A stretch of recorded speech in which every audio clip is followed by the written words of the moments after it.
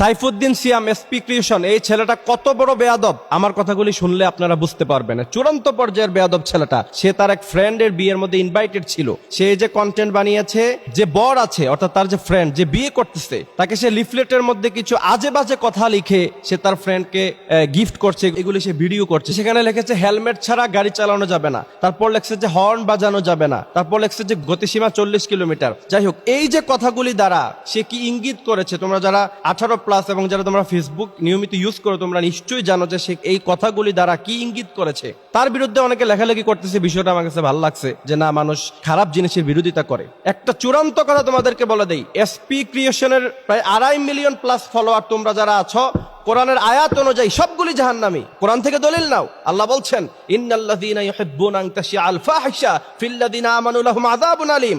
যারা ফাহিশা কাজকে যারা পছন্দ করে এবং যারা সাপোর্ট করে, তারা যারা ফলো করছে, ফিল্লাযীনা আমানু লাহুম আযাবুন আলীম, তাদের জন্য আল্লাহ পাক রেখেছে যন্ত্রণাদায়ক কঠিন শাস্তি। সবগুলি জাহান্নামী।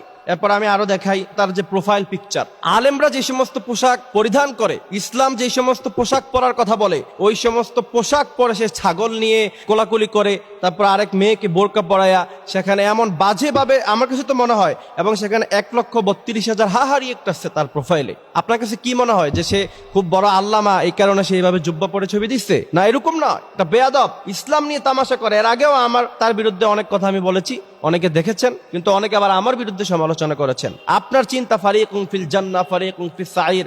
আলেমদের ফলোয়ার হবেন, মুহাদ্দিসদের ফলোয়ার হবেন, মুফাসসিরদের ফলোয়ার হবেন, নাকি এই সমস্ত বেয়াদবদের ফলোয়ার হবেন? আপনাদের ইচ্ছা। আমি বলি না যে আপনি আমার ফলোয়ার হন। সারা দেশে আলহামদুলিল্লাহ আমাদের ফ্যান ফলোয়ার অভাব নাই, অনেক আছে আলহামদুলিল্লাহ। কিন্তু আমরা যুব সমাজ নিয়ে কথা বলি। তোমরা এমন লোকদের সাথে চলাফেরা করো, ফেরাউন, তাকে বলা হয়েছে যে তুমি ঈমান গ্রহণ করো, তোমাকে সব দিব, দুনিয়ার রাজত্ব দিব, সব ঠিক থাকবে, তুমি শুধু খালি পড়বা লা ইলাহা ইল্লাল্লাহ মুসা কালিমুল্লাহ। এক পর্যায়ে গিয়ে মনস্থির করলো যে আমি ঈমান আনবো, আমি কালিমা পড়বো।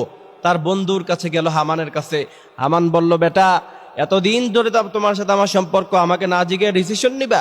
তারপর হামান তাকে সিদ্ধান্ত দিল যে পুরো দুনিয়া উল্টিয়ে যেতে পারে, তুমি কখনো মুসার সামনে মাথা নত করবা না, যদি করো তাহলে তোমার ব্যক্তিত্ব বলে কিছু থাকবে না। ফেরাউন কিয়ামতের মাঠে ইয়া ওয়াইলাতা লাইতানি লাম আত্তাখিয ফুলানান খলিলা, যদি হামানের মতো বন্ধু গ্রহণ না করতাম জীবনটা কত সুন্দর হতো, এই কথা বলবে। আল্লাহ বলছেন ইয়া ওয়াইলাতা লাইতানি লাম আত্তাখিয ফুলানান খলিলা, এই কথা বলবে।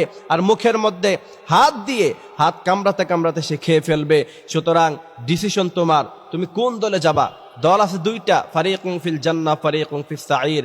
একটা দল জান্নাতি আর একটা দল জাহান্নামী। তুমি কি এসপি ক্রিয়েশনের পক্ষ নিবা, নাকি এর বিরোধিতা যারা করে তাদের পক্ষ নিবা? ডিসিশন তোমার কাছে আছে।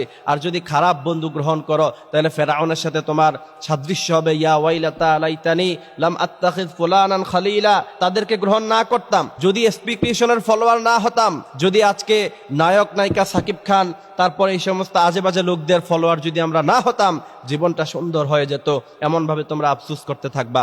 এই সমস্ত অশ্লীলতা যারা করে তাদের সাথে আমাদের কোনো সম্পর্ক নাই, তাদেরকে আমরা প্রকাশ্যে দিবালোকে তাদেরকে আমরা বয়কট করব। আল্লাহ পাক আমাদেরকে এই কথাগুলি বোঝার মানার মতো তৌফিক দান করুক, আমিন।